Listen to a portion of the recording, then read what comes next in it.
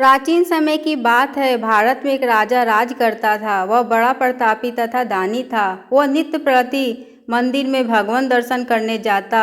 वह ब्राह्मण और गुरु की सेवा किया करता था। उसके द्वार से कोई भी याचक निराश होकर नहीं लौटता। वो प्रत्येक गुरुवार को व्रत रखता एवं पूजन करता था। हर दिन गरीबों की सहायता करता था। परंतु यह सब बातें उसकी रानी को अच्छी नहीं लगती थी। वह न व्रत करती और न किसी को एक पैसा भी दान में देती थी। वह राजा से भी ऐसा करने को मना किया करती थी। एक समय की बात है कि राजा शिकार खेलने वन को चले गए। घर पर रानी और दासी थी। उस समय गुरु बृहस्पति साधु का रूप धारण कर राजा के दरवाजे पर भिक्षा मांगने आए। साधु ने रानी से भिक्षा मांगी तो वह कहने लगी कि हे साधु महाराज, मैं इस दान पुण्य से तंग आ गई हूँ। इस कार्य के लिए तो मेरे पति देव ही बहुत है। अब आप ऐसी कृपा करें कि मेरा सारा धन नष्ट हो जाए तथा मैं आराम से रह सकूं। साधु रूपी बृहस्पति देव ने कहा, हे देवी, तुम बड़ी विचित्र हो। संतान और धन से कोई दुखी होता है? इसको सभी चाहते हैं। पापी भी पुत्र और धन की इच्छा करता है। अगर तुम्हारे पास धन अधिक है तो भूखे मनुष्य को भोजन कराओ, प्याऊ लगवाओ, ब्राह्मणों को दान दो, धर्मशालाएं बनवाओ, कुआं, तालाब, बावड़ी, बाग बगीचे आदि का निर्माण कराओ तथा निर्धनों की कुंवारी कन्याओं का विवाह कराओ। साथ ही यज्ञादि करो। इस प्रकार के कर्मों से आपके कुल का और आपका नाम परलोक में सार्थक होगा एवं स्वर्ग की प्राप्ति होगी। परंतु रानी साधु की इन बातों से खुश नहीं हुई। उसने कहा, हे साधु महाराज, मुझे ऐसे धन की आवश्यकता नहीं है जिसको मैं अन्य लोगों को दान दूं तथा जिसको रखने और संभालने में मेरा सारा समय नष्ट हो जाए। साधु ने कहा, हे देवी, यदि तुम्हारी ऐसी ही इच्छा है तो जैसा मैं तुम्हें बताता हूँ वैसा ही करना। बृहस्पतिवार के दिन घर को गोबर से लेपना, अपने केशों को पीली मिट्टी से धोना, केशों को धोते समय स्नान करना, राजा से कहना कि वह हजामत कराए, भोजन में मांस मदिरा खाना, कपड़ा धोबी के यहाँ धुलने देना। इस प्रकार 7 बृहस्पतिवार करने से तुम्हारा धन नष्ट हो जाएगा। यह कहकर साधु महाराज रूपी बृहस्पति देव अंतर्धान हो गए। रानी ने साधु के कहने के अनुसार 7 बृहस्पतिवार तक वैसा ही करने का विचार किया। साधु के बताए अनुसार कार्य करते हुए केवल 3 बृहस्पतिवार ही बीते थे कि उसकी समस्त धन संपत्ति नष्ट हो गई। भोजन के लिए दोनों समय परिवार तरसने लगा, सांसारिक भोगों से दुखी रहने लगा। तब वह राजा रानी से कहने लगा कि हे रानी, तुम यहाँ पर रहो, मैं दूसरे देश जाता हूँ, क्योंकि यहाँ मुझे सभी मनुष्य जानते हैं, इसलिए मैं यहाँ कोई कार्य नहीं कर सकता। मैं अब परदेश जा रहा हूँ, वहाँ कोई काम धंधा करूँगा, शायद हमारे भाग्य बदल जाए। ऐसा कहकर राजा परदेश चला गया। वह वहाँ जंगल से लकड़ी काट कर लाता और शहर में बेचता। इस तरह जीवन व्यतीत करने लगा। इधर राजा के बिना रानी और दासियां दुखी रहने लगी। किसी दिन भोजन मिलता और किसी दिन जल पीकर ही रह जाती। एक समय रानी और दासियों को 7 दिन बिना भोजन के व्यतीत करना पड़ा।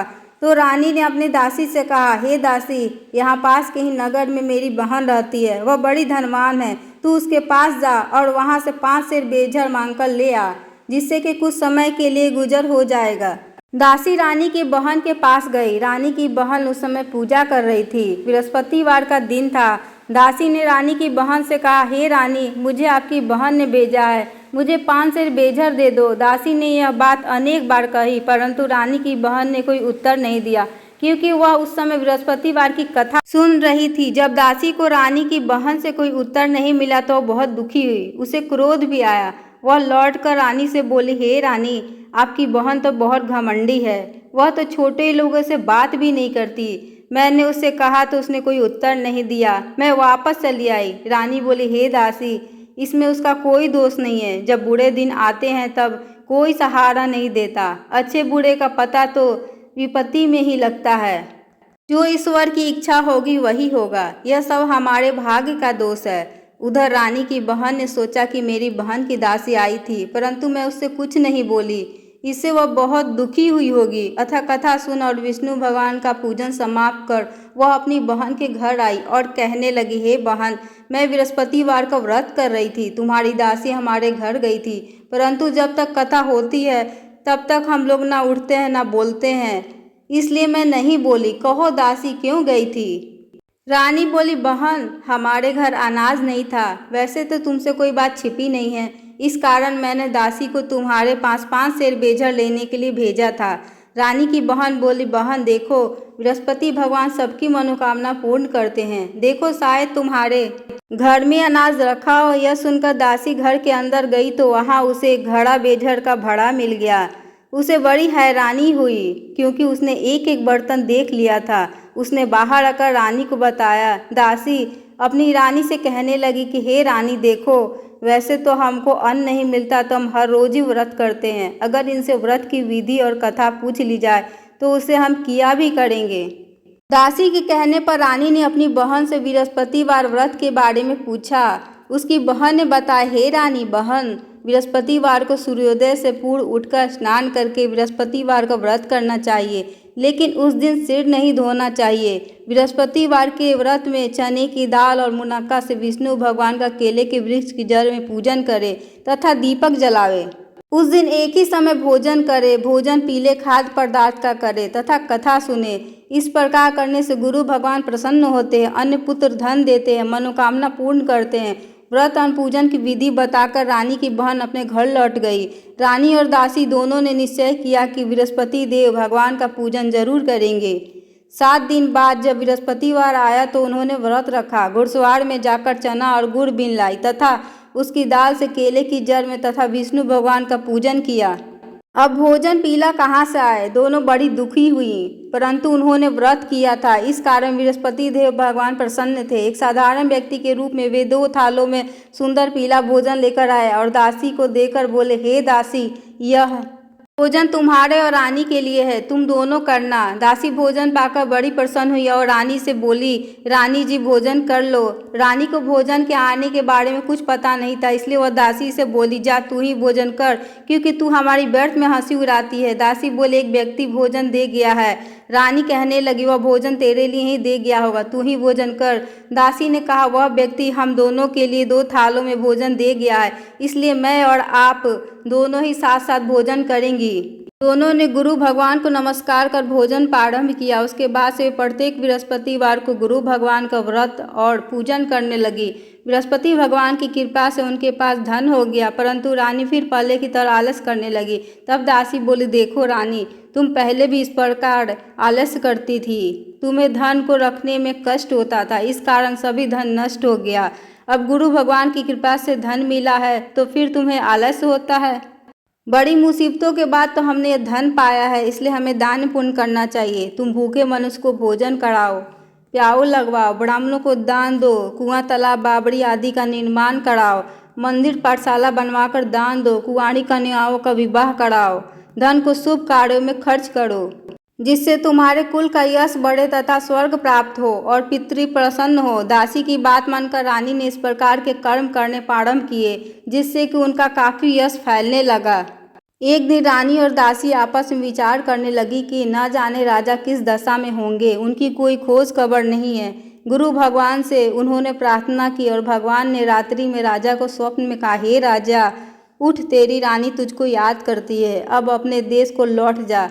राजा प्रातः उठकर जंगल से लकड़ियाँ काट कर लाने के लिए जंगल की ओर चल पड़ा। जंगल से गुजरते हुए वह सोचने लगा कि रानी की गलती से उसे कितने दुख भोगने पड़े। राजपाट छोड़कर उसे जंगल में आकर रहना पड़ा। जंगल से लकड़ियाँ काटकर उन्हें बेचकर गुजारा करना पड़ा। उसी समय उस जंगल में बृहस्पति देव एक साधु का रूप धारण कर आए और राजा के पास आकर बोले, हे लकड़हारे, तुम इस सुनसान जंगल में किस चिंता में बैठे हो, मुझे बतलाओ। यह सुन राजा के नेत्रों में जल भर आया और साधु की वंदना कर बोला, हे प्रभु, आप सब कुछ जानने वाले हैं। इतना कहकर राजा ने साधु को अपनी संपूर्ण कहानी सुना दी। महात्मा दयालु होते हैं। वे राजा से बोले, हे राजा, तुम्हारी पत्नी ने बृहस्पति देव के प्रति अपराध किया था, जिसके कारण तुम्हारी यह दशा हुई है। अब तुम किसी प्रकार की चिंता मत करो, भगवान तुम्हें पहले से अधिक धन देंगे। देखो, तुम्हारी पत्नी ने बृहस्पतिवार का व्रत करना प्रारंभ कर दिया है। अब तुम भी बृहस्पतिवार का व्रत करके चने की दाल और गुड़ जल के लोटे में डाल केले का पूजन करो, फिर कथा कहो या सुनो, भगवान तुम्हारी सब कामनाओं को पूर्ण करेंगे।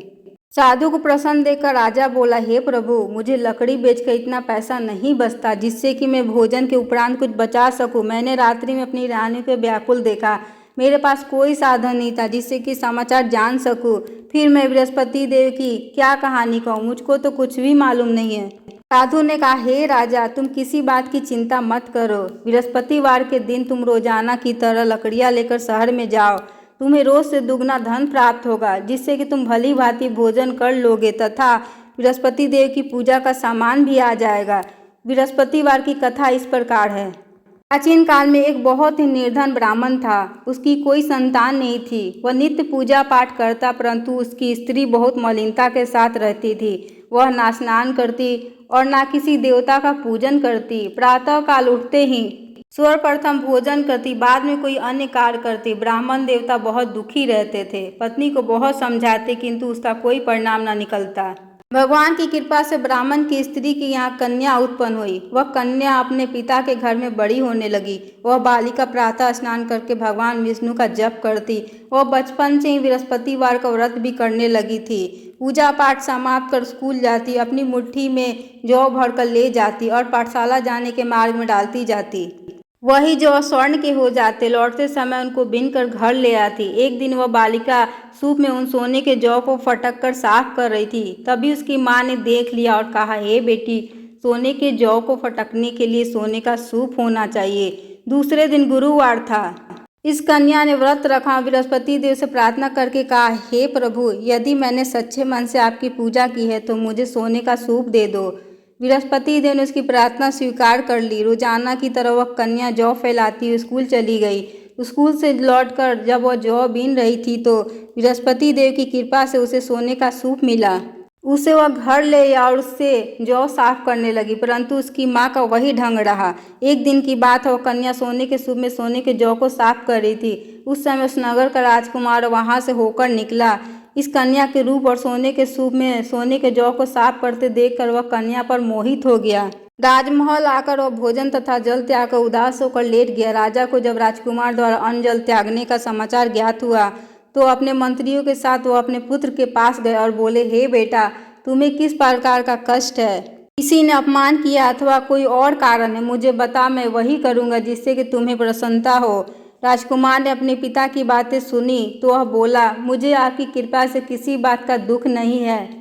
किसी ने मेरा अपमान नहीं किया है, परंतु मैं उस लड़की के साथ विवाह करना चाहता हूँ जो सोने के सूप में सोने के जौ को साफ कर रही थी। यह सुनकर राजा आश्चर्य में पड़ गया और बोला, हे बेटा, इस तरह की कन्या का पता तो तुम ही लगा। मैं उसके साथ तुम्हारा विवाह अवश्य करवा दूंगा। राजकुमार ने राजा को उस लड़की के घर का पता बतलाया। मंत्री ने उस लड़की के घर गया और राजा का आदेश ब्राह्मण को सुनाया।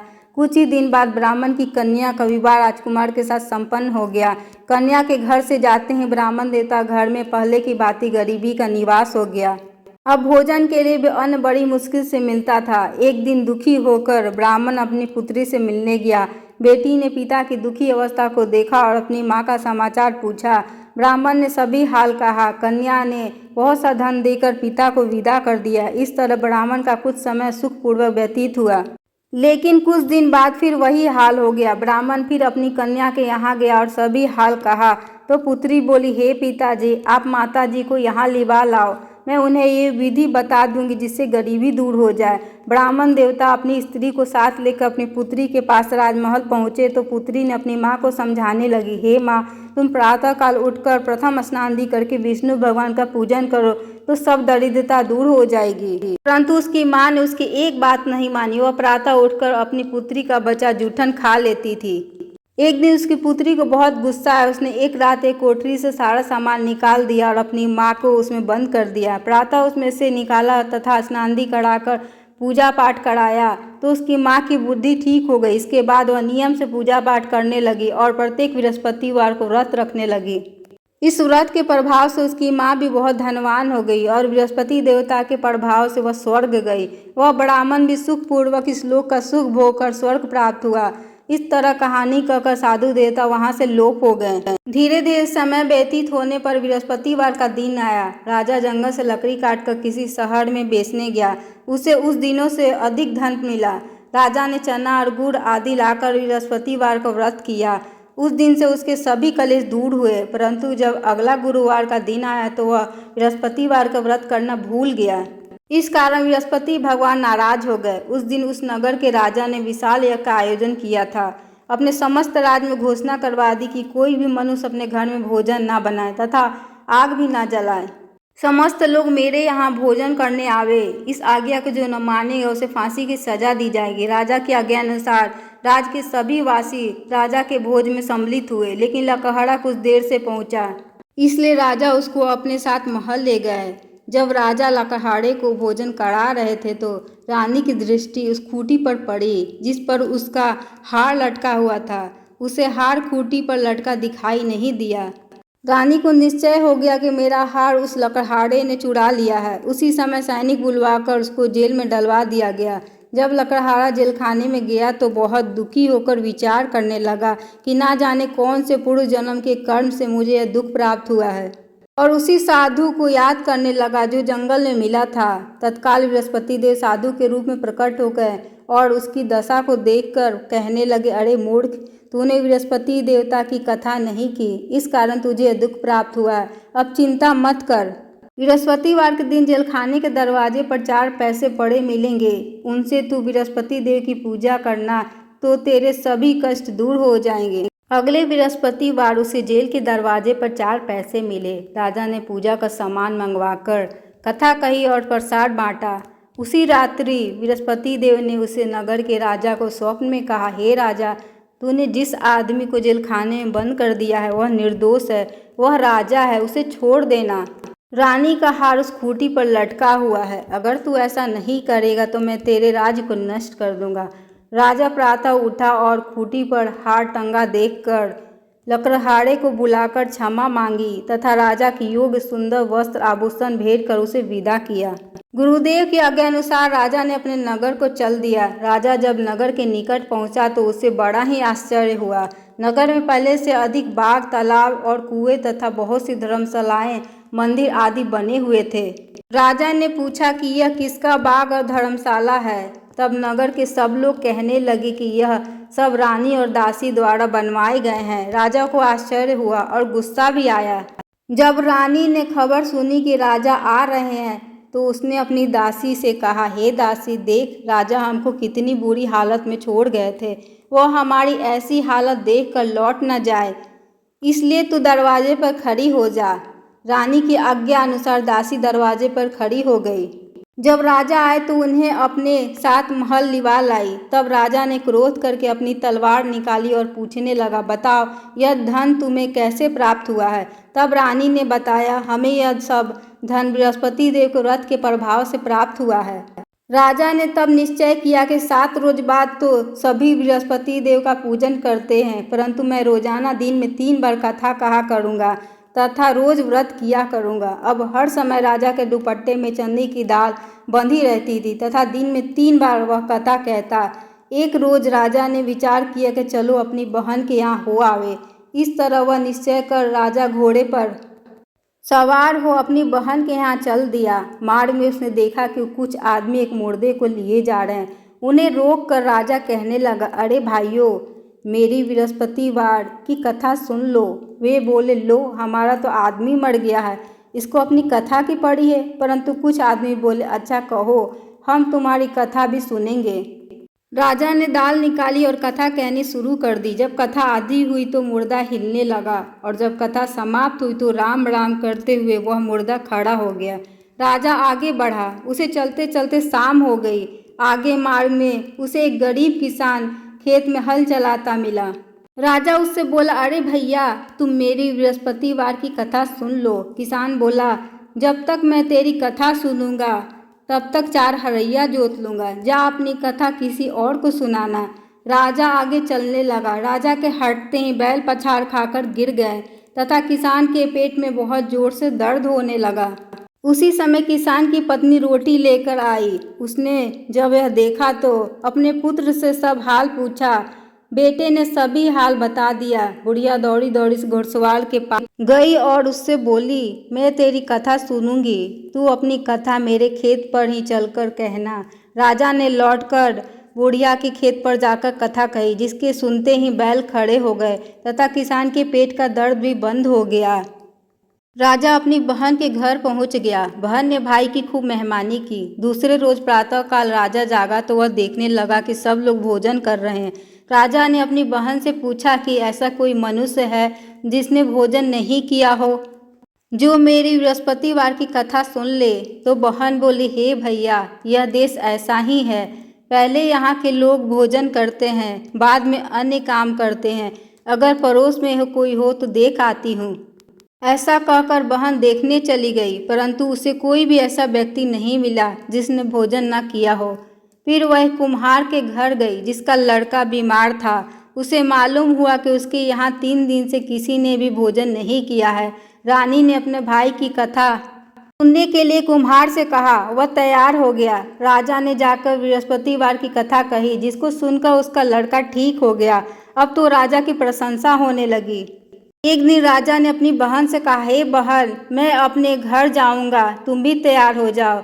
राजा की बहन ने अपनी सास से अपने भाई के साथ जाने की आज्ञा मांगी। सास बोली, चली जा, परंतु अपने लड़कों को मत ले जाना, क्योंकि तेरे भाई को कोई संतान नहीं होती। बहन ने अपने भाई से कहा, हे भैया, मैं तो चलूंगी, परंतु कोई बालक नहीं जाएगा। राजा ने कहा, जब कोई बालक ही नहीं चलेगा तब तुम जाकर क्या करोगी। दुखी मन से राजा अपने नगर को लौट आया। राजा ने अपनी रानी से कहा, हम निसंतान हैं, इसलिए कोई हमारे घर आना पसंद नहीं करता। इतना कह वह बिना भोजन आदि किए सासिया पर लेट गया। हे प्रभु, बृहस्पति देव ने हमें सब कुछ दिया है, वे हमें संतान भी अवश्य देंगे। उसी रात बृहस्पति देव ने राजा को स्वप्न में कहा, हे राजा, उठ, सभी सोच त्याग दे, तेरी रानी गर्भवती है। राजा को यह जानकर बड़ी खुशी हुई। 9वें महीने रानी के गर्भ से एक सुंदर सा पुत्र पैदा हुआ। हे रानी, स्त्री बिना भोजन के रह सकती है, लेकिन बिना कहे नहीं रह सकती। जब मेरी बहन आए तो उसे कुछ मत कहना। रानी ने हाँ कर दी। जब राजा की बहन ने यह शुभ समाचार सुना तो बहुत खुश हुई और बधाई देने के लिए राजा के यहाँ आई। तब रानी ने कहा, भाई आपको ला रहे थे, तब तो आप टाल गई, अब बिना बुलाए ही भागी भागी आ गई। तब राजा की बहन बोली, भाई, मैं इस प्रकार न कहती तो तुम्हें औलाद कैसे मिलती। बृहस्पति देव ऐसे ही हैं, जिसके मन में जो कामनाएं रहती हैं सभी को पूर्ण करते हैं। जो सद्भावना पूर्वक बृहस्पतिवार का व्रत करता है एवं कथा पढ़ता है अथवा सुनता है और दूसरों को सुनाता है, बृहस्पति देव उसकी सभी मनोकामनाएं पूर्ण करते हैं।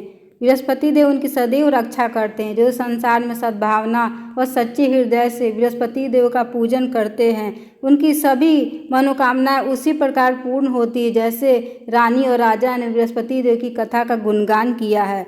उनकी सभी इच्छाएं बृहस्पति देव ने पूर्ण की है। मनुष्य को हृदय से उनका मनन करते हुए जयकारा करना चाहिए। बोलो श्री बृहस्पति भगवान की जय। बोलो श्री विष्णु भगवान की जय।